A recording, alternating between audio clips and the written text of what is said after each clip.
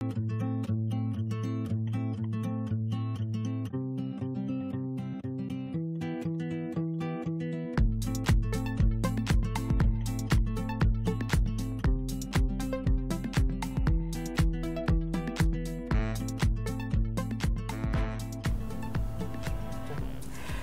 Benoît, aujourd'hui on se rencontre avec Malgré les grèves. Bonjour, ouais.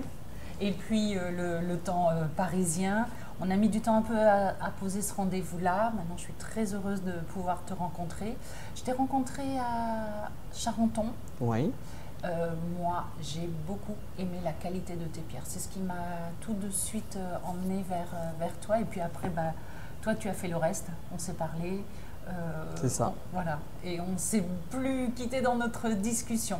Je vais te laisser te présenter. Oui, bien sûr, bien sûr. Donc en fait, moi je suis Benoît Charbonneau, gémologue actuellement, et je travaille en gémologie, donc enfin en joaillerie et gémologie, puisque je suis joaillier de métier. Je suis dans cette partie depuis 20 ans maintenant. Donc j'ai passé 6 ans d'études en joaillerie, donc c'est là la différence avec la gémologie qui est plutôt une formation plus courte.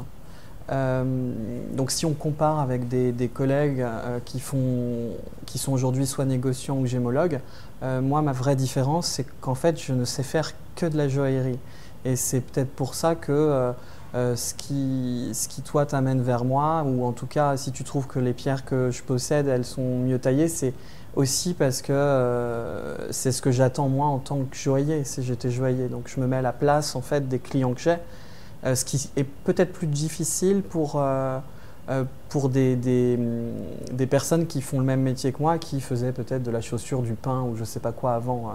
Il y a beaucoup de gens qui font de la reconversion aujourd'hui, qui sont gémologues ou négociants, et dont c'était pas le métier premier en fait. Parce que c'est ça qui est intéressant chez toi, c'est que ton œil, tout de suite on sent qu'il a quelque chose, tu vois dans les pierres autre chose. Les tailles, les couleurs, ouais. les éclats de tes pierres sont différentes quand on voit sur ton stand, et Dieu sait qu'il y en avait d'autres. Oui. Donc, oui, parce ce qui fait que un peu ta spécificité, c'est cette patte-là, c'est d'être sorti de la joaillerie, d'avoir vu oui. comment on mettait les pierres. Alors, il y a une chose en fait que les personnes ne savent pas vraiment. Enfin, quand une pierre est montée, enfin non montée, alors 90% des pierres qu'on achète en général, qui sont à la vente déjà taillées, présentent des fenêtres. Et moi, j'achète toujours des pierres sans fenêtres. Ou s'il y a des fenêtres, je les fais retailler. Elle est là la différence. C'est ça. Elle est là, pas seulement. Ensuite, j'utilise un bon tailleur au Sri Lanka qui est connu, qui est connu en fait aujourd'hui au Sri Lanka et à l'international. Ça fait 5 fois qu'il est élu meilleur tailleur du Sri Lanka. Donc c'est grâce à lui, moi, que je possède aussi ce type de pierre. Parce qu'il me permet d'avoir justement un très beau polish. Une pierre, si elle est mal taillée, même si la matière est bonne, c'est pas du tout. Ce sera une qualité commerciale, mais pas une qualité pour les clients que je représente. Moi, je travaille beaucoup pour la place Vendôme, pas que, mais beaucoup. Et les joailliers, de manière générale, ils sont plutôt très exigeants en France. Ils ont l'œil. Oui, oui. Alors moi, à force d'avoir des pierres un peu dans l'excellence, oui. et dans la qualité, oui. Tu repères vite le truc qui est un peu sombre, qui est un peu, oui. qui est un peu pâle, bizarre. Il y a quelque chose dans ton œil. Ton œil est ton meilleur instrument. Ah, le meilleur instrument, alors c'est très bien dit, c'est exactement ça.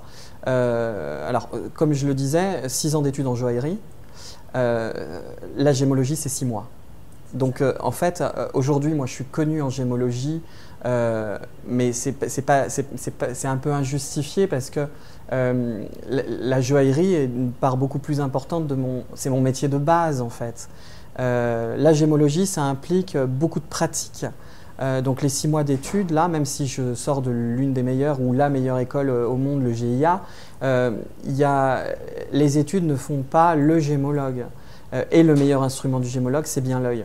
C'est pas le réfractomètre, etc. C'est pas du tout ça. Ce sont des instruments. Oui, c'est des instruments. Et moi, il y a 2 écoles en gémologie. Il y a les personnes comme moi qui sont des gémologues de terrain.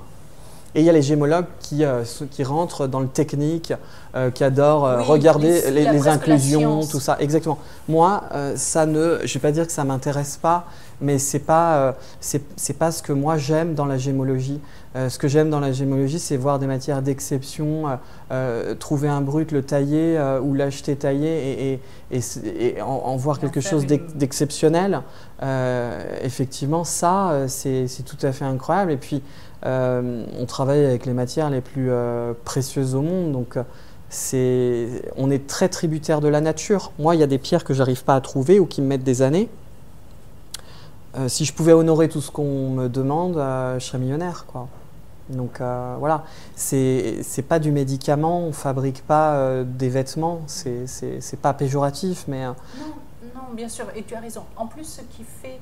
Et c'est pour ça que peut-être tu as la meilleure combinaison, c'est-à-dire entre la gémologie, la joaillerie, tu sais la réalité de la joaillerie, ton apprentissage de gémologie et le choix que tu y mets est complètement induit par ça. Donc ce qui fait que moi je ne le savais pas au début et au fur et à mesure quand je découvre tes collections de pierres et quand je vois ça, je trouve que c'est limpide. C'est clair. En plus, tu sais de quoi tu parles, tu sais comment est la réalité. Alors moi, j'ai une question tout de suite là. Est-ce que les ateliers te passent commande de pierres en particulier ou ils te donnent des directives en disant je veux des saphirs telle taille ou nani nana ou des choses comme ça? Ou c'est toi qui… Comment tu reçois tes commandes? Donc il y a les deux. Il faut savoir qu'aujourd'hui, moi, 90% de mon, je ne sais pas si on peut dire business, mais de mon travail, c'est la place Vendôme. Donc j'ai la chance, je fais partie des rares en France, je parle de quantité récurrente, type 1000 saphirs. Voilà. Bon, en France, alors après, je ne connais pas tout, mais à ma connaissance, je pense être l'un des seuls qui travaille comme ça en quantité importante. Notamment pour une grande maison de la place Vendôme qui me fait des commandes extrêmement importantes. On parle de plusieurs centaines de pierres à chaque présentation. Ça implique… Alors, il n'y a pas que, c'est une partie, mais les 10% suivants, c'est des joailliers en fait lambda, artisans dans toute la France. Et moi, j'achète mes pierres comme si j'étais joaillier. C'est-à-dire, je me dis, est-ce que j'achèterais cette pierre si j'étais joaillier? Voilà, une bonne pierre bien achetée, c'est une bonne pierre vendue, puisque en fait, moi je pratique pas, c'est pas à la tête du client, le prix il est le même que je vende à Cartier par exemple ou un joaillier, un artisan, c'est pas de différence. Ce qui est important en tout cas, c'est effectivement de pouvoir bien cerner les demandes des joailliers, mais en général ça part d'une commande pour la place Vendôme. Pour les artisans, c'est un peu différent. J'ai un stock, donc aujourd'hui, moi, j'ai à peu près 200 pierres, tous sans inclusion, sans fenêtre, donc qualité place Vendôme. Ce qui fait que quand je vais chez des joailliers, là, ce sont des pierres d'opportunité pour eux. C'est-à-dire, avant que je… Profite de la qualité exactement. Qui fait ton background, c'est-à-dire c'est ton choix, c'est ton fonds de commerce. Oui. Tu as ta top qualité, ton top niveau, et après, c'est sûr que quand on ne peut pas faire concurrence à une maison qui achète 50, 100 pièces ou même plus, j'ose pas imaginer la grandeur, après c'est presque la chance de te connaître, de se dire tiens, je vais l'appeler parce que j'ai besoin d'un truc particulier. Alors, il y a des artisans qui ont besoin en cas de casse ou parfois un client leur fait des demandes et ça passe par là, puisque moi, 6 mois de l'année, je suis à l'étranger. Donc, ça leur permet d'avoir des pierres. Je travaille en fait avec un stock très petit, 206 pierres. C'est que des pierres de centre, par contre, donc des pierres qui font de 1,5 carat jusqu'à 11 pour les plus grosses. C'est effectivement ce type de pierre que me demandent les joailliers. Je ne travaille pas vraiment de pavage, moi, et ce n'est pas mon cœur de métier, ni le diamant, enfin voilà, à titre… Non, mais le diamant, on sait qu'il est particulier. Voilà, c'est particulier, on le case dans une autre catégorie, on ne perd pas de temps, là c'est des monopoles, des oligarchies, enfin c'est… Exactement. On est dans Donc moi je suis dans la pierre de couleur. Voilà, la pierre de couleur, d'abord ça se voit, c'est vrai. Et comment t'es venue l'idée d'aller vers la gémologie et après d'aller toi chercher tes pierres, parce que c'est ça moi qui me séduit dans ton parcours, c'est que voilà, t'es pas là, pas beaucoup là. Non, je suis pas beaucoup là. Bah, c'est compliqué de se rencontrer, par ouais. exemple. Enfin, alors à Paris, quand je suis pas en voyage, ça m'arrive d'être là toutes les semaines, ce qui était le cas entre septembre et décembre de cette année, avant les grèves. Mais il n'y a pas de règle en fait. Et effectivement, pourquoi, comment j'en suis arrivé là? À la base, moi, j'ai jamais eu envie de faire gémologue dès le départ. En joaillerie, ça c'est certain. Mais quand j'ai fait de la gémologie au tout début en joaillerie, puisqu'on en fait, j'étais pas plus passionné que ça. Hein. Non, rares sont les joailliers qui sont gémologues. Moi, j'en ai fréquenté dans des ateliers. Ils ont une connaissance des pierres, une connaissance pour l'atelier, pour les travailler, mais ça s'arrête là. Après, on n'a pas cette connaissance qui est scientifique et technique. C'est ça. Bon, pour moi, je trouvais ça un peu scientifique, mais là, je parle de quand j'avais de 16 à 20 ans. Et c'est bien après, en fait, que j'en suis venu à la gémologie. J'ai travaillé 6 ans, en fait. Donc, au sortir de mes études, j'ai eu la chance de travailler à Saint-Barth. Donc, j'ai tout de suite travaillé pour une clientèle hyper aisée. Donc, ça m'a ouvert des grandes portes. J'ai commencé d'abord dans un petit atelier. Et j'ai terminé, donc je suis resté 6 ans à Saint-Barth et j'ai terminé chez Chopard, responsable de la boutique. Chez Chopard, ça a été racheté après par les Américains, la boutique de Saint-Barth. Donc moi, je me suis positionné sur autre chose. Voilà, on fait un peu le tour rapidement aussi à Saint-Barth, 6 ans. Voilà, donc 6 ans, exactement. Au bout de 6 ans, moi, je voulais faire un peu autre chose. Donc, mon patron a eu la gentillesse de me payer une formation GIA aux États-Unis. Donc, c'est ce que j'ai fait. Et ça a commencé un peu comme ça, voilà. Parfait. Et après le voyage, oui. Alors, le fait d'être déjà sur une île, c'est déjà de… Oui, c'est déjà voyager. Bon, moi, j'ai toujours aimé voyager, mais en rentrant, en fait, donc moi, je rentre, c'est la pleine crise ici, donc très difficile. Moi, je suis de province, je ne suis pas de Paris, donc difficile de trouver du travail. J'ai trouvé du travail dans autre chose, je n'ai pas fait que de la joaillerie. Et c'est quelques années plus tard, en fait, après un burn-out, que j'en suis arrivé à la gémologie et qu'à la gémologie, en fait, puisqu'aujourd'hui, j'ai arrêté la joaillerie, je ne suis plus joaillier. Complètement. Même si j'ai des clients qui me demandent toujours parce qu'ils connaissent la qualité. Alors ce qu'il faut savoir, est-ce que les auditeurs ils savent peut-être pas, c'est que j'ai terminé premier de France en joaillerie. Donc pour certains, c'est considéré un peu comme un gâchis ou oui, voilà. Alors non, c'est pas un gâchis. Pas un gâchis, mais déjà ça peut être considéré comme être un meilleur ouvrier. C'est extraordinaire. Oui. Et puis après, c'est un choix. C'est un choix, c'est ça. On peut changer. On a peut-être plusieurs vies dans une vie. Oui, oui. Bah, alors, beaucoup de gens auraient pensé, enfin voilà, c'est pas parce qu'on termine techniquement le meilleur en France que toute notre vie on va faire ça. Alors, bon, je suis ravi parce qu'aujourd'hui, je reste quand même dans ce domaine-là. Je suis pas boucher. Et puis tu sais et voilà, ou un autre métier. Je suis dans mon métier, mais je suis plus du tout à la cheville aujourd'hui. Ça me manque un petit peu parfois. Mais je me sers complètement de mes compétences joaillères en fait, puisque c'est de ça dont on parle. Le cœur du métier, la gémologie, c'est de la joaillerie, évidemment. Mais oui. Ces choses-là, et autour il y a du métal, et autour il y a du travail. Exactement. Et il faut prendre en considération tout ça. Et je crois que c'est ça mon gros plus par rapport à mes concurrents en fait. Le fait d'être joaillier, voilà. Mais je trouve aussi, et c'est peut-être ça, ta patte ou ta signature, enfin. Qui se voit dans le choix, dans la qualité. D'autres, après, ont le côté technique des pierres, des choses comme ça, bon, ok. Mais toi, particulièrement.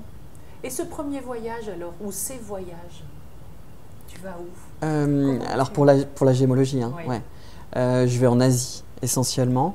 Alors tout commence à la base en Inde, puisqu'il y a 20 ans, moi j'ai eu une bourse qui s'appelait, je ne sais pas si ça existe toujours, s'appelait la Bourselidja. Donc c'est par les grands de ce pays en fait qui attribuent à 50 personnes en France de leurs compétences en fait. Donc on est choisi dans les écoles pour donc on a un projet en général professionnel mais pas toujours. Moi j'étais en brevet des métiers d'art et des joyaux option joaillerie et j'ai choisi d'aller en Inde pour étudier un peu les techniques de bijouterie. Donc ça commence comme ça et là il y a un voyage à Jaipur. Et j'ai jamais, donc aujourd'hui, moi, j'ai 39 ans et j'en suis à 28 voyages en Inde, dont celui-là, en 20 ans. Donc ça fait effectivement beaucoup, ouais. Et aujourd'hui, je ne travaille pas qu'en Inde, je suis aussi au Sri Lanka, en Thaïlande, beaucoup au Sri Lanka. Toi, tu trouves ton bonheur au Sri Lanka? Oui, aujourd'hui, le marché, il a un peu changé. 20 ans en arrière, ou même 15 ans et 10 ans, à Jaipur, on trouvait des pierres exceptionnelles, c'est moins le cas aujourd'hui. Difficile. Qu'est-ce qui a changé? Le marché n'est plus le même. Les belles pierres aujourd'hui, les très belles pierres, on les trouve notamment en Thaïlande, mais au plus près des mines, c'est plutôt le Sri Lanka. Enfin, je pense au saphir, spinel, ce genre de pierres, on trouve des choses d'exception au Sri Lanka. On pourrait parler de Madagascar aussi, mais aujourd'hui, c'est plutôt des petites pierres. Madagascar, c'est compliqué, c'est dangereux. C'est ça. Ce qui n'est pas le cas du Sri Lanka. Voilà, le Sri Lanka, géographiquement, c'est pas loin de l'Inde. Donc quand j'ai besoin, tout en bas, c'est ça, exactement. Pays magnifique. J'invite les auditeurs à aller visiter, c'est très beau. La Thaïlande aussi. Alors moi j'ai moins de feeling pour le pays, mais la Thaïlande c'est le plus gros spot quand on cherche des pierres d'exception. Donc j'y suis 3 à 4 fois dans l'année pour la place Vendôme, pour les pierres d'exception. Voilà. Donc là on parle de grosses pierres en Thaïlande qui viennent de partout. Donc grosses pierres, on est sur quoi comme carat? Tout ce qui dépasse 5 carats, okay. 5-6 carats, voilà. Okay. Là, c'est des grosses pierres. Pierres d'exception qu'on peut faire analyser là-bas, comme au Sri Lanka, mais la Thaïlande, c'est très gros. Il y a une tour qui est dédiée à ça, en fait, la JTC, en plein centre de Bangkok, qui permet d'acheter nos pierres, de les faire analyser et de les faire tailler. Donc c'est pratique. C'est un vrai business, oui. C'est mis en... Oui, ce qu'il n'y a pas à Jaipur, c'est des quartiers, donc c'est assez complexe de travailler, il faut vraiment connaître. Bon, moi j'y vais depuis 28 fois, je connais parfaitement Jaipur, mais même pour moi, ça m'est beaucoup plus compliqué d'y travailler que Bangkok. En confort, c'est plus simple Bangkok. Voilà. Maintenant, ce que moi je préfère, c'est Sri Lanka parce qu'il y a les mines, on est au plus près de la production et que c'est très intéressant, il y a de bons tailleurs. C'est un pays qui réunit un peu tout et c'est exotique. C'est moins le cas de la Thaïlande en fait, qui est un pays plutôt touristique, qui est tourisme de masse. On n'est pas sur ça au Sri Lanka. Sri Lanka commence à avoir un beau succès touristique, mais il faut dire que cette île est quand même extraordinaire. Cette végétation, cette population. Oui, c'est un petit pays qui est plutôt qui est sympa. Et en termes de pierres, c'est l'un des meilleurs spots au monde.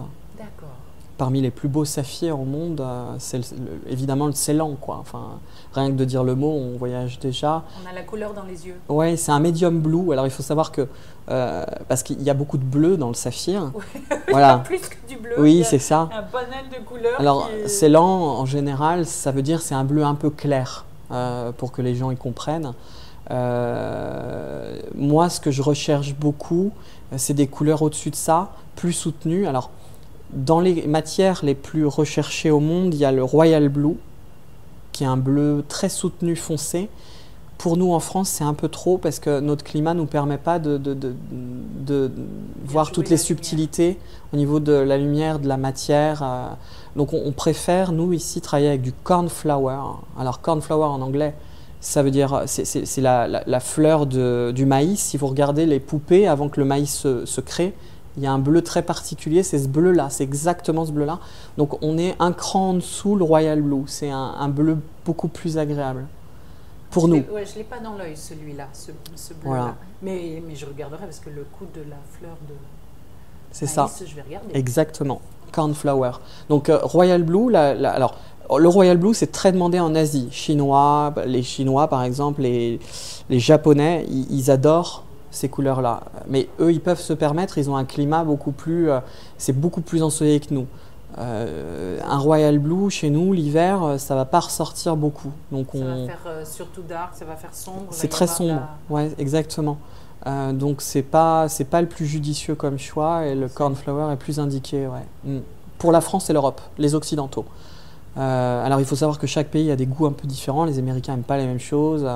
Nous en France, la pierre la plus vendue c'est le saphir, ça tombe bien puisque moi c'est l'une des pierres que je suis assez connu pour ça. Et je suis, pour ce créneau-là, ouais. Okay. Le saphir, ouais. Et pour une maison de Place Vendôme, je suis le fournisseur principal dans cette pierre-là. C'est une belle carte de visite, ouais. Et pour toi, pour eux. Oui, ouais, ouais. Alors il n'y a rien de figé, hein, c'est ouais. pas, ça ne veut pas dire parce que le marché peut changer. Voilà. En France, on vend peu de rubis, par exemple. Le rubis, c'est le cousin germain, puisque c'est un corindon. Donc oui. Il faut savoir que c'est un saphir rouge. Hein. Donc très sincèrement, alors moi ça me gêne pas parce que effectivement comme il n'y a pas beaucoup de demandes, moi j'en vends peu, mais disons que les pierres les plus vendues en pierre de couleur ici c'est saphir et l'émeraude, voilà. Mais l'émeraude, la provenance n'est pas la même, on trouve pas d'émeraude au Sri Lanka. Donc là il faut aller en Amérique du Sud. Là, il faut aller un petit peu plus loin là. Amérique du Sud ou l'Afrique, puisqu'aujourd'hui il y a des gisements d'émeraude magnifiques en Éthiopie notamment, et puis il y a vraiment de belles émeraudes en Afrique, ça c'est sûr, ouais. En Zambie aussi. Là, toi, tu n'y vas pas, tu préfères Sri Lanka, Asie. Alors, je peux pas, comme je suis tout seul et je travaille tout seul, donc j'ai personne à mes côtés pour le moment. Tu peux pas passer 12 mois. Voilà, je peux pas aller dans tous les pays producteurs. Ça me prendrait beaucoup de temps et puis j'ai pas aussi toutes les connexions forcément. En Asie, au Sri Lanka, en Inde ou en Thaïlande, je suis connu. Au Sri Lanka, beaucoup, puisque j'amène des groupes, donc eux, les fournisseurs me connaissent très bien. Donc dès qu'il y a des belles pierres, je le sais très rapidement. On ne peut pas être basé, il n'y a aucun négociant qui est partout. Donc on a des contacts, nous, qui s'occupent de nous donc moi, quand j'ai besoin d'émeraude, il y a des Sri Lankais ou des Indiens qui s'occupent de moi et qui vont chercher les pierres. Qui vont te trouver la pierre exactement. Avec qui tu peux travailler en confiance, etc. Ce que tu viens de dire est intéressant parce que cette histoire de tu emmènes, alors des gémologues ou pas tous? Gémologues? Oui. Oui, tu emmènes des gémologues. Alors, les gens que j'emmène en voyage, il n'y a pas que des gémologues, non. Je dis une bêtise. En fait, les groupes, donc j'organise depuis un peu plus d'un an et demi, enfin ça fait 2 ans, pardon, que j'organise des groupes pour aller à travers le monde, surtout en Asie, donc Sri Lanka, Inde, Thaïlande, qui sont, alors ça va du néophyte aux professionnels en gémologie. Donc moi je m'adapte, c'est des petits groupes de 6 maximum et je les emmène au cœur des mines, voir la chauffe des pierres et puis ils peuvent faire leurs propres achats. Donc le but pour eux, alors qu'est-ce que j'ai, le profil, il n'y a pas vraiment de, il y a des joailliers, il y a des gémologues, il y a des commissaires-priseurs, des étudiants, des gens en reconversion, c'est très vaste, des médecins. Voilà.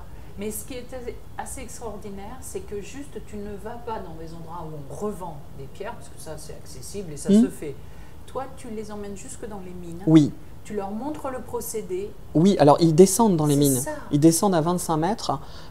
Donc au Sri Lanka, c'est des mines souterraines et alluvionnaires. Ils font les deux. Et ils peuvent même acheter, donc par exemple, quand ils trouvent des saphirs, ils achètent leurs propres pierres s'ils souhaitent. Alors, c'est le rêve, ça. Alors ça peut aller loin parce que s'ils achètent leur propre brut, ils peuvent aller le tailler. Donc le lendemain, c'est taillé. Et puis ça leur permet de dire voilà, ça c'est la pierre que j'ai trouvée. En plus. Voilà. Tu peux le faire, voilà. tu vas de A à Z et tu le fais pour les plus aussi. aventuriers, ils peuvent faire ça. Voilà.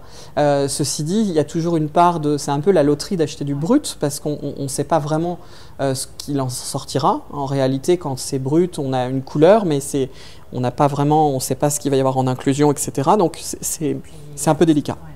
Toi, tu achètes beaucoup de brut ou tu achètes de la taille? Beaucoup de taille. Beaucoup de pierres taillées. Oui. Ouais, 90% des pierres que j'achète, c'est des taillées. Parce que je ne suis pas très loto. Voilà. C'est ça.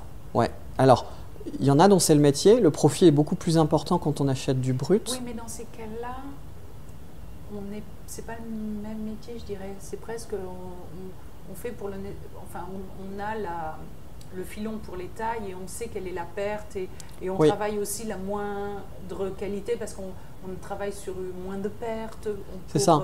Et pour puis, gagner au plus large. on ne gagne pas à Or, tous les toi, ton coups. niveau d'excellence, bah, il ne te permet pas. Non, non, et puis j'ai pas le temps, il y a le manque de temps. On peut pas, chaque voyage, moi je ramène entre 20 et 40 pierres, en pierres de centre, pour mon stock perso, donc je parle pas des commandes. Donc ça en dit long sur... Il faut savoir que moi j'achète peut-être même pas 1% de ce que je vois en pierre taillée. Ça en dit très long sur comment c'est très difficile. Les gens ne se rendent pas du tout compte. Les gens pensent, quand ils sont en joaillerie, que c'est facile ou de trouver un saphir. Les saphirs, par exemple, c'est extrêmement dur. Le marché, il a pris 20% en 2 ans. Oui, ça, sur les prix, ça fait un sacré... Exactement, ouais, tout à fait. Alors avec l'or aussi qui grimpe, après on peut expliquer beaucoup de choses. Voilà, exactement. Donc ça nous est difficile, même nous en tant que gémologues, même joailliers, de trouver des belles pierres sur les terrains, dans les mines, etc. ou avec les fournisseurs. Voilà, mais sur 1000 pierres, j'en achète maxi 10. Ça en dit très long sur la difficulté. Et je dis bien maximum. Et il y en a qui seront retaillés dans les 10. En plus. Oui. Oui, parce ça que pour moi, il y a les critères. Alors, pour que les gens comprennent bien, une fenêtre dans une pierre, c'est quand vous prenez une pierre non montée, voilà, vous mettez votre doigt derrière. Si vous voyez à travers, c'est une fenêtre. Vous ne devez pas voir votre doigt qui traverse la pierre. Donc ça vient de quoi? C'est quand la culasse est trop, quand une pierre est trop culassée ou pas assez. La lumière réfléchit mal la pierre et on voit à travers, exactement, et on voit à travers la pierre. Donc c'est pas bon du tout. C'est de l'optique en réalité. Oui, tout ça c'est... Exactement. Alors on peut tricher en montant la pierre, etc. Mais c'est pas beau une pierre avec des fenêtres. Donc moi je ne vends pas de pierre avec des fenêtres. Je me bats tous les jours. Aujourd'hui les Sri Lankais ils savent maintenant, ils commencent à montrer que des pierres sans fenêtre ou en tout cas ils les font retailler quand ils me voient, mais c'est très très difficile et les qualités aujourd'hui demandées par les Chinois ou l'Asie, ils sont moins exigeants que nous, c'est plutôt des qualités commerciales, donc eux se fichent, ou les Indiens se fichent des fenêtres. Ce qui compte pour eux, bon, l'Inde par exemple, c'est les énergies des pierres, donc ça leur importe peu ça. Ce qui importe pour un Français par exemple, c'est de l'exceptionnel. Un Indien, ça va être l'énergie transmise par la pierre. Voilà, un Chinois, c'est le fait d'avoir juste une pierre. C'est un saphir, ça suffit. Ouais. Il faut savoir qu'il y a des différences énormes. Donc, voilà. Ça. Et en plus, quand on travaille avec des considérations de joaillerie française de la place, c'est un peu compliqué. Exactement. Un petit peu, voilà. Les choses. Donc, tu vas là-bas, tu vois tes pierres, tu tailles ou tu fais retailler ou tu les as déjà taillées. Tu les fais retailler si besoin. Quand tu rentres, tu as tout un travail à faire et toute une derrière. Oui, en fait, quand on rentre, alors quand c'est pour moi, alors il y a deux choses. Quand je pars en voyage, si j'ai des groupes, je me consacre en fait qu'au groupe, donc j'ai peu de temps pour moi. Oui, là on est dans l'animation, voilà. dans le conseil, dans tout ça. C'est ça, et la même chose. Voilà, c'est un peu différent. Tu peux pas faire les deux. Non, j'achète mes pierres avant ou après. Ouais, mais voilà, même sur un groupe de 6, il y a beaucoup de questions. Les questions en amènent d'autres, donc c'est à temps plein quoi. Ouais, quand j'emmène des groupes. Tu es en groupe, on sait bien qu'on n'a pas la même inertie, on ne bouge pas de la même façon, et puis il y a des gens une mine va être une découverte pour certains, d'autres ça va être la taille, d'autres. Ce qui est intéressant, c'est que tu vois aussi comment ils les chauffent. Oui. Alors ça, c'est extraordinaire. Oui, il y a 2 techniques de chauffe. Donc moi, les pierres que j'achète sont jamais traitées. Alors, traitement, il faut prendre avec des pincettes. Qu'est-ce qu'un traitement? Alors, il y a des traitements thermiques qui sont acceptés par la joaillerie, y compris la place Vendôme. C'est ce qu'on voit au Sri Lanka, donc par les burners. Donc eux, ils ont des espèces de tubes en métal en fait, et ils soufflent sur des braises et ils arrivent à contrôler une chaleur de façon à... Alors ça, c'est un process qui dure 5 heures en général. C'est impressionnant à voir. Les burners, c'est les dernières techniques en fait, de chauffe traditionnelle de pierre. C'est assez rare. Au Sri Lanka, ils sont ça se compte sur les doigts de la main, des 2 mains. Ouais. Tout le Sri Lanka, donc ça donne un peu l'indication, c'est quand même quelque chose de rare.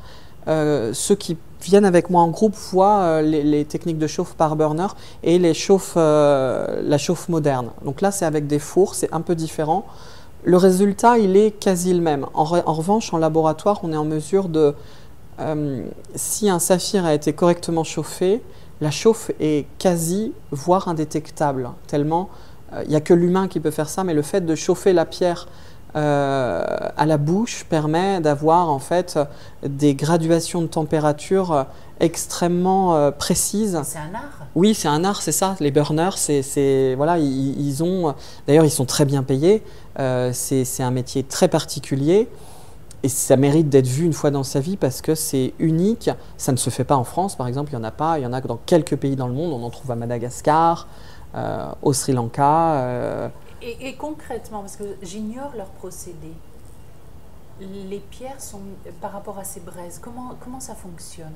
C'est mis dans des petites coupelles en général, ou alors les pierres sont amalgamées dans une espèce de pâte. De terre, de pâte de terre. Ouais, alors il y a plusieurs techniques, mais ça peut être de la terre, il y a des pâtes qui se durcissent aussi. Et en chauffant en fait ces pierres de manière uniforme, c'est des pierres en général qui sont soit plus claires, on peut changer la couleur aussi, donc les gouda par exemple, c'est des pierres, des corindons, donc des saphirs qui sont plutôt blancs quand on les voit. On sait que ça va donner à la fin, bien chauffé, des cornflowers ou des royal blue. C'est des choses particulières. Voilà. Il y a des saphirs, quand on les a en brut, on sait qu'ils vont devenir roses en les chauffant, alors qu'ils sont peut-être, je vais dire une bêtise, mais qui sont vraiment d'une couleur différente. Voilà. En général, c'est plutôt des saphirs, les burners ou la chauffe moderne aujourd'hui, on prend des saphirs qui sont un peu pâles, bleus, et qui vont devenir beaucoup plus intenses. C'est souvent ça. On intensifie la couleur par ce procédé-là. Exactement. Okay. Ça va donner des bleus beaucoup plus intenses, plus uniformes. Pas toujours, ça dépend. Il n'y a pas de règle, encore une fois, puisqu'il y a du zoning dans le corindon, donc ça donne des zones de bleu un peu différents. Mais disons que la chauffe, ça améliore grandement la couleur. Voilà. Un saphir non chauffé, alors, il y a 3 types de traitements. Alors, d'abord, il y a le saphir qui est naturel, donc non touché par l'homme. Cela coûte plus cher, évidemment. Les saphirs chauffés, donc soit par burner ou par technique moderne, eux, ils reçoivent qu'un traitement. Voilà, donc c'est la chauffe des pierres jusqu'à 1300, 1400. On peut aller un peu plus loin, mais je crois de mémoire pas au-delà de 1600 degrés en chauffe moderne. La chauffe traditionnelle, elle est un peu plus basse en fait.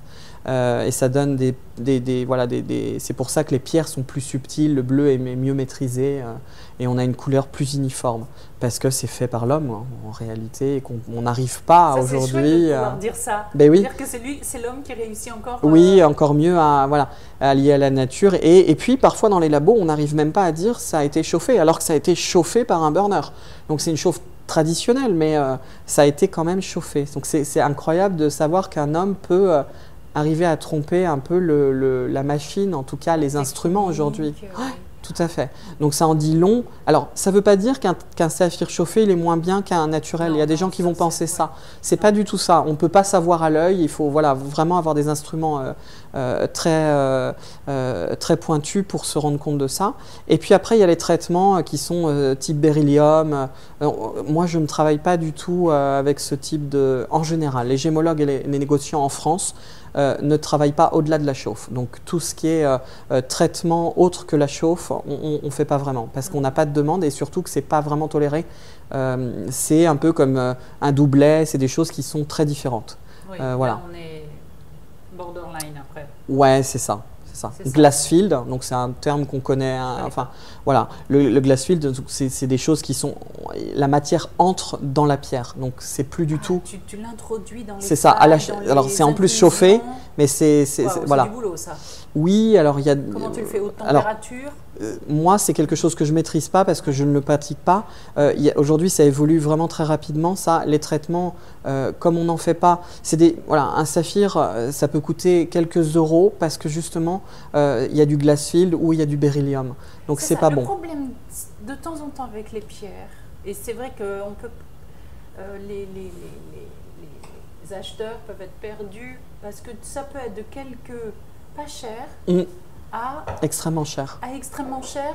Et comment te dire, certaines fois pas avec les arguments qui vont, ou en tout cas, si on n'a pas un œil qui est un peu exercé, acéré, exercé sur la chose, tu te dis bah pourquoi quoi? Non, je comprends pas. C'est pour ça qu'il faut toujours demander un certificat. Alors les joailliers souvent ils en ont sur les pierres de centre, pas de souci. Mais il faut l'idéal. Alors joaillier de confiance, il n'y a aucun souci. Il faut savoir que tous les joailliers en France ne travaillent pas au-delà du saphir chauffé par exemple. Donc il n'y a pas ces questions-là. Il n'y a que si on vous propose une pierre d'exception naturelle, là c'est préférable de demander effectivement un certificat. Oui, après, parce que ça passe d'avoir une information et une confirmation. Exactement, et c'est pour donner l'ordre d'idée, c'est du simple au double. C'est ça. Voilà. Donc une pierre chauffée, c'est 2 fois moins cher que la même pierre qui serait naturelle. On peut parler comme ça, voilà, à peu près. Il ne faut pas croire que y a juste on bénéficie d'une super affaire ou quelque chose comme ça. Non, c'est qu'il y a quelque chose derrière. Non, voilà. Donc, il faut être vigilant sur, sur ce prix qui dit quelque chose, qui dit comment, mais avec les arguments qui vont autour. Il y a ça, et puis il y a les origines qui en fait, induisent beaucoup les prix, puisque le Sri Lanka, c'est l'une des origines les plus demandées, donc des plus chères. Madagascar, par exemple, est moins cher. Alors ça, c'est quelque chose d'un peu stupide parce qu'on peut avoir un très beau saphir de Madagascar. Et si on revient dans le passé, les plaques tectoniques, Madagascar touchait en fait le Sri Lanka. Donc c'est complètement stupide. Moi, c'est mon opinion. Tout le monde ne la partage pas forcément, mais et parfois, on peut avoir des surprises en mettant en certificat. Un laboratoire peut certifier une pierre qui vient réellement de Madagascar et vous dire qu'elle vient du Sri Lanka et vice-versa. Parce que les types d'inclusion sont les mêmes. Exactement. Donc il faut revenir des millions d'années. Voilà. Exactement. Voilà. On est sur une même ligne, on était sur une même... géologiquement, ils sont nés de la même façon. Absolument. Là, donc, voilà. Même si maintenant, ça s'est un peu dispersé, la Terre qui les a faites et le phénomène thermique qui les a fait est le même. Et le même. On est d'accord sur ce Exactement. genre de choses. Donc quand tu pars avec ce groupe, tu les emmènes des mines, tu leur montres ce qui est la taille, ce qui est le travail sur les pierres. Et ça, je l'ai vu sur ton site, puisque tu as des dates, tu prévois des voyages, etc. Donc ça, c'est assez extraordinaire comme idée. Je la trouve intéressante parce qu'elle permet de découvrir d'une autre façon. C'est ça. Bien sûr une île, bien sûr un pays, mais tout un pan économique aussi, ce qui est assez caché, Place Vendôme. Là, tout d'un coup, c'est l'autre face du monde. Ben, exactement, et puis c'est bon, pour la plupart des gens, c'est quelque chose de très opaque, particulier. Là, ça permet effectivement de voir au plus près comment travaillent les mineurs. Je précise qu'au Sri Lanka, il n'y a pas d'enfants qui travaillent dans les mines. Donc on n'est pas dans le Diamond Blood, là, le film de DiCaprio. On n'est pas du tout là-dedans, donc il n'y a pas d'utilisation de l'être humain à mauvaise échelle. Il n'y a pas tout ça, des gens mal payés. Il faut savoir que les mineurs ont le salaire... pas forcément minimum, mais un salaire moyen enfin, ça leur permet de vivre. Quand ils trouvent une pierre, ils ont en plus des bonus. C'est que des adultes qui travaillent dans les mines au Sri Lanka. Tu sais, c'est bien de le dire et c'est quelque chose auquel on pense. Oui, parce que ça a une mauvaise image. Voilà. Et puis c'est important de savoir que, alors, chaque pays a ses spécificités, mais au Sri Lanka, c'est comme ça. En Afrique, je ne tiendrai pas le même discours, mais je n'achète pas en Afrique, donc je n'en parlerai pas. Du Sud, voilà, c'est un peu différent. Et le Sri Lanka, c'est safe, donc en fait, ça permet d'emmener les gens dans des meilleures conditions qui soient, en toute sécurité. Donc voilà, c'est-à-dire que faut imaginer, c'est des puits qui vont à 25 mètres de profondeur, et les plus téméraires peuvent aller dans les galeries. 25 mètres, c'est quand même impressionnant. Ouais, pour les plus profondes, ouais. Parce que c'est ça. Alors il y a de l'eau partout. Il y a de l'eau partout. Alors ceux qui viennent avec moi ne sont pas obligés d'aller au fond. Hein. C'est quand même voilà, c'est quelque chose qu'on fait, je pense, une fois dans sa vie. C'est intéressant et ça permet de bien voir un peu comment les choses se passent. Mais il faut imaginer qu'il fait très chaud profondément et qu'il y a de l'eau partout puisque la terre et puis au Sri Lanka, est très humide. Voilà, il fait chaud. Il fait humide, tu as la totale. Exactement. Sur ce genre de choses. Les voyages, c'est quelque chose effectivement qui me tient à cœur parce que il y a, en gémologie, les élèves par exemple qui sortent des écoles de gémologie ici, bon, c'est un métier, très peu de personnes arrivent à en vivre aujourd'hui.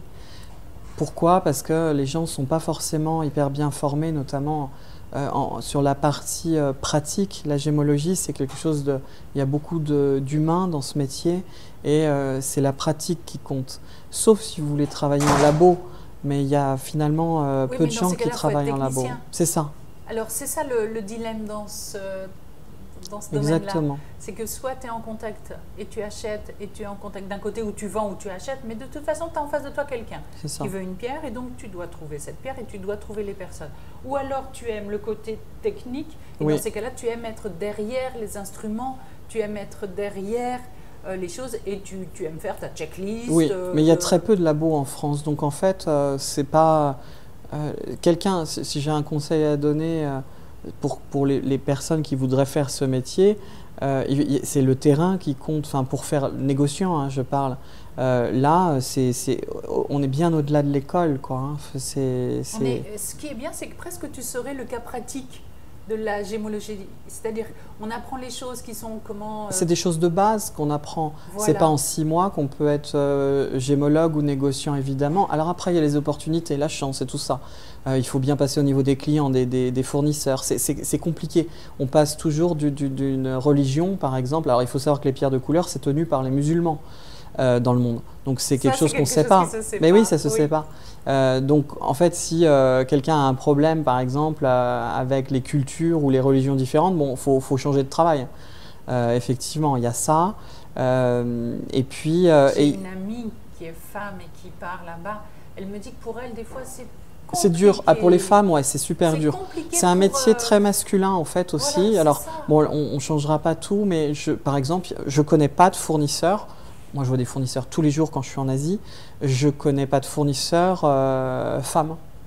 C'est un truc tout bête. Si j'emmène une femme avec moi, si c'est elle qui achète, le vendeur va me regarder et il va me demander à la fin, c'est pas moi qui paie. Voilà. Donc effectivement, alors il faut faire changer la mentalité, c'est comme ça, mais ça ne veut pas dire que ce sera figé pour toujours. Mais les Sri Lankais travaillent comme ça depuis des milliers d'années et ça fonctionne, donc ils y pensent même pas. C'est une autre partie du monde, c'est un autre concept de plein de choses. Exactement. Voilà, si on allait dans l'Europe du Nord, il se passerait des choses différemment. Mais il faut prendre ça en compte. Il faut quand même. Je trouve que ça, c'est une réalité dont on ne parle pas. Non, faut bien prendre en compte qu'on travaille tous les jours avec des cultures et des religions différentes.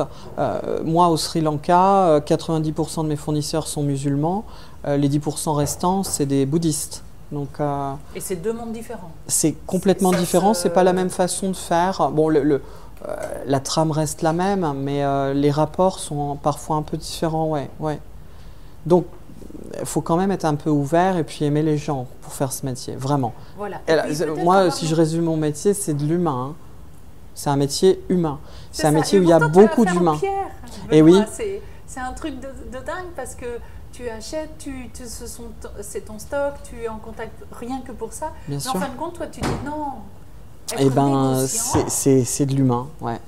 J'ai vraiment l'impression derrière tout ça. En fait, on voit qu'une partie. Alors, mon travail en France, il est différent, mais il y a encore de l'humain, parce que les clients, c'est quand même ça. Il y a de l'affect aussi dans ce qu'on fait. Moi, mes clients, c'est pas que des clients, les fournisseurs, c'est pareil. Il y a des liens qui se créent, c'est des choses qui sont engagées depuis des années. Donc, forcément, on n'est pas c'est pas un travail classique, vraiment, c'est très particulier. Ouais. Et d'ailleurs, je crois que, tu sais, par rapport à l'humain, il y a aussi une chose que toi, tu dis, et c'est dans l'humain, il y a la confiance. Pourquoi est-ce que tu travailles encore Place Vendôme ? Parce que tu as créé sûrement une relation de confiance qui est en béton armé à l'heure actuelle entre eux et toi. Oui. C'est-à-dire que là, vous ne passez pas, ce n'est pas une histoire de contrat et je ne dis pas que je travaille pour eux. Ce n'est pas des choses comme ça. C'est qu'ils ont confiance en toi. Tu alimente cette confiance-là, et ce qui fait que c'est ça ton côté humain Exactement. dans lequel toi tu... Exactement. C'est exactement ça, et c'est ça qui fait ma force aujourd'hui, parce que en fait, une fois que vous avez un bon rapport avec vos fournisseurs et vos clients, bon, ça prend des années, hein, c'est sûr qu'il ne faut pas imaginer qu'on puisse en arriver là. C'est pas en semaine ou en mois, c'est des métiers qui se basent effectivement à 80% sur la confiance. Il faut être très réactif. Donc ça ne peut pas convenir à tout le monde. Voilà, et on est très peu nombreux au final à être négociants comme ce que je fais. Officiel, oui. Oui. Enfin, après, être comme ça, les négociants, il y en a un petit peu en France, mais déjà travailler pour la place Vendôme de manière régulière, c'est assez rare. Et ensuite, d'être sur le terrain, ça l'est encore plus. Complètement. Parce que moi, la moitié de l'année, je ne suis pas là. Oui, en règle générale, pour avoir côtoyé ce genre de milieu, tu as la personne qui va chercher, tu as la personne qui parle au chef d'atelier ou au service pierre dans certaines maisons. C'est ça. Et c'est multiface. Tu as exactement. Or, toi, peut-être, en plus de la joaillerie qui est ta signature, tu as ce contact, tu as cette spécialité du saphir, tu sais de quoi tu parles, tu sais comment tu vas la chercher, où tu vas la chercher, comment tu la ramènes. Voilà, ça fait que tu as un beau... c'est ça, et puis il faut... Alors, là, on a beaucoup parlé de l'humain, des rapports et tout ça. Il y a aussi le côté administratif, parce qu'il faut bien imaginer que quand je rentre en France, là, il y a les douanes, donc il y a des documents à remplir, évidemment. Il y a les bons de commande à faire, les factures, les devis. Enfin, donc moi, quand je suis en France, je suis un peu loin de ce que je préférerais faire.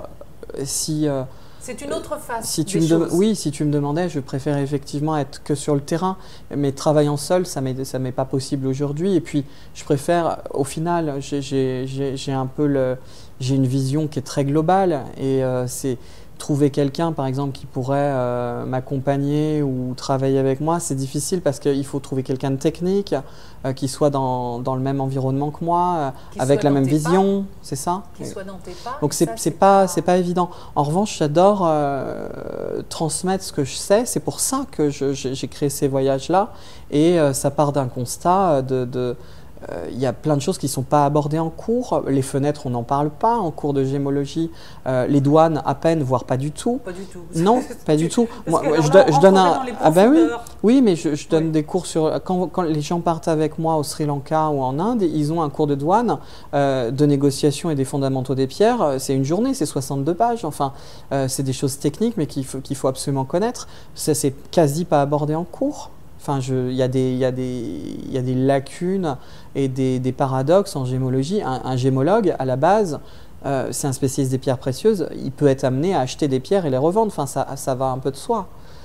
Donc, c'est très dommage de ne pas aborder ça du tout en cours. Et c'est, encore une fois, technique sans être... C'est pas non plus... Il n'y a rien de dramatique, hein, les douanes en France. C'est même plutôt simple, c'est bien géré. Mais il y a des... Il y a une mécanique, il y a des règles, évidemment. C'est un métier réglementé. Alors, très réglementé. Il est très réglementé, il faut savoir le décrypter. Toi, tu es super à l'aise là-dedans, parce que c'est vrai que c'est ce qu'on en a parlé une fois, de cette formation sur les douanes, de comment ça se fait. Et moi, je trouve ça très intéressant, parce que le nombre de gens qui m'ont posé les questions... Ah bah oui. Et je te passe les anecdotes où on passe les douanes avec le truc. Non, ouais, il faut, bien sûr. Sont presque, tu te dis, là, c'est borderline. Ouais. C'est borderline, ça le fait pas. Non, ça le fait pas. Alors, pour les gens comme moi qui font de la revente, évidemment pas. Et je peux pas, voilà, pour le reste, même à titre perso, enfin, les règles, elles sont les mêmes pour tout le monde. Tout au-dessus de 220 € acheté à l'étranger, vous devez déclarer et payer la TVA. Ça, c'est une chose pour les particuliers. Pour les professionnels, c'est un peu différent, puisque même si on règle la TVA, elle nous est remboursée, mais ça passe quand même par des déclarations de douane, par des choses très formelles. Et c'est aussi ça l'objet des formations que je délivre en Asie, pour que les personnes qui partent avec moi et les futurs gémologues ou négociants puissent connaître toutes les règles et puis pas faire de boulettes, quoi. C'est super carré, c'est super chouette. Voilà. Et c'est ce que je m'efforce à faire. À ma connaissance, en France, on est 2 à faire ces formations. Et je suis celui qui donne les cours les moins formels, donc les moins pénibles, parce qu'on peut rentrer très en profondeur, des choses qui ne vont pas vraiment nous servir tous les jours et qui ne sont pas très intéressantes dans notre métier. Moi, les cours que je délivre, il y a toujours du texte et puis des documents en face, c'est les miens, donc c'est ceux qui sont... Voilà, exactement. Ouais, alors les étudiants, ils apprécient ça parce que c'est la réalité. On peut donner des cours très formels de niveau doctorat, mais qui n'ont aucun intérêt pour le commun des mortels. Oui, j'ai eu ces cours-là, donc je les connais. C'est difficile et c'est pas, ça m'a pas vraiment servi. Donc ça part d'un constat. Il y a un vrai manque en France et dans le monde. Hein. Le GIA, on a très peu de choses qui abordent les douanes. Le GIA, c'est une formation qui est aux États-Unis. Donc, si on commençait à aborder les douanes par pays, c'est complexe. Nous, on a la chance d'être en Europe. Donc, les règles sont les mêmes, que ce soit en France ou dans les pays Schengen, hors Suisse, évidemment. Il y a des subtilités avec des pays comme Monaco, Saint-Marin, oui, Saint-Barth, par exemple, des choses comme ça qui sont des TOM ou des COM. Mais de manière générale, en Europe, c'est plutôt uniformisé et harmonisé, donc c'est important. Ouais. Nous, on est chanceux. Hein. C'est bien de le dire, parce que c'est toute une partie dans laquelle on est... je ne sais pas si... Les gens ont peur. On peur, oui. Ouais. Comment ça s'appelle, la phobie du papier, de ah oui, oui, c'est ça. Donc on n'en est pas loin. Et d'un autre côté, c'est une réalité parce qu'il ne suffit pas d'acheter des pierres, de revenir avec et de se dire tiens, je vais les revendre. Non, ça ne marche pas comme ça. Il faut être un peu plus droit. Et en plus, toi, tu amènes une clé. C'est extra. Oui, c'est ça. C'est-à-dire que tu amènes carrément la clé, la solution, le cas pratique. Oui, c'est tout l'intérêt. Exactement. Ouais. Alors, quand j'emmène des gens au Sri Lanka avec cette formation-là, par exemple, c'est 10 jours. Donc, c'est pas... Il n'y a rien de méchant, quoi. Ça se fait sur des congés classiques. Mais c'est une vraie formation terrain qui manque aujourd'hui. En gémologie, vous pouvez passer des diplômes aujourd'hui en gémologie partout dans le monde sans avoir mis une seule fois un pied dans une mine ou à l'étranger. Je trouve c'est un peu paradoxal de ce travail-là. Et de la gémologie. Hein. Enfin, voilà, on ne trouve pas encore de... Même si on a du saphir en France, par exemple. Mais voilà, dans quelques... Voilà, en Auvergne notamment, il y en a... Le fameux saphir. Il y en a en Bretagne, il y en a... Voilà, ouais, il y en a un petit peu. Il y en a à Nantes, dans les vignobles. Mais ce n'est pas de qualité gemme. Les plus beaux, c'est l'Auvergne. Ouais. Et là, ils sont qualité gemme. Ils sont bleu-vert. Donc, ce n'est pas la qualité la plus recherchée, évidemment, mais ils sont français. Oui, donc, mais ça peut être un truc, ouais. le saphir d'Auvergne. Exactement. Je n'imagine pas, je ne sais pas trop bien. Ça peut être, c'est ça. Mais en tout cas, voilà pourquoi les douanes, c'est un pan très important de ce métier de négociant. Complètement. Dans la bijouterie, les douanes sont incontournaires. On passe par là ou on fait autre chose. Il ne faut pas avoir peur de ça. Il y a plein de gens qui ont peur des douanes et tout ça. Pas du tout. Alors, il y a 4-5 formations à Paris, toi. Oui. C'est ce dont on avait parlé, oui. c'est que tu fais carrément des formations. Pour ceux qui veulent que de la douane, par exemple, absolument, ça, c'est possible. On va faire un peu ce lien entre ton site et puis le mien pour parler de tout ça, parce qu'en plus, tu as une pédagogie, tu es didactique, tu as le cas pratique, tu es vraiment dans ça. Et ça, c'est peut-être le côté humain où tu remets toi. Tu mets pas la gemme. Alors, il faut savoir que je forme des fournisseurs aussi en Asie parce que, en fait, eux n'ont pas de formation en gémologie. Donc, très souvent, comme je suis avec mes instruments, je leur explique, je leur montre et ça, ils aiment bien. Parce que évidemment, il n'y a rien de formel pour eux. Donc, ça n'a aucun coût. Je leur montre gracieusement, je leur explique tout. Et ça leur permet justement d'éviter de se faire avoir eux aussi parce que ça peut leur arriver. Et puis c'est toujours mieux d'être bien formé. Donc, j'essaie aussi, les gens qui travaillent avec moi, j'essaie de leur expliquer, de leur montrer les autres facettes des pierres. Ils ont un très bon œil parce qu'eux n'ont pas d'instrument en gémologie, donc ils sont habitués depuis petit, de génération en génération. Oui, c'est d'autres choses. Dedans, exactement. Dans la marmite. Voilà. Eux, ils s'ennuieraient dans des cours de gémo classiques. Mais disons qu'il y a des choses qui sont très importantes à connaître. Les fenêtres, ça les ennuie pas, eux, par exemple. Parce qu'ils ont l'œil sur d'autres choses et pas du tout sur ça. Il faut savoir qu'une pierre avec fenêtre, de toute façon, elle est vendue, un chinois ou un indien. Donc, quelque part... Et toutes les pierres sont vendues. Exactement. Presque, il n'y en a peut-être même pas assez, ou je ne sais pas, quelque chose comme ça. Mais c'est un métier passionnant et j'invite à tout...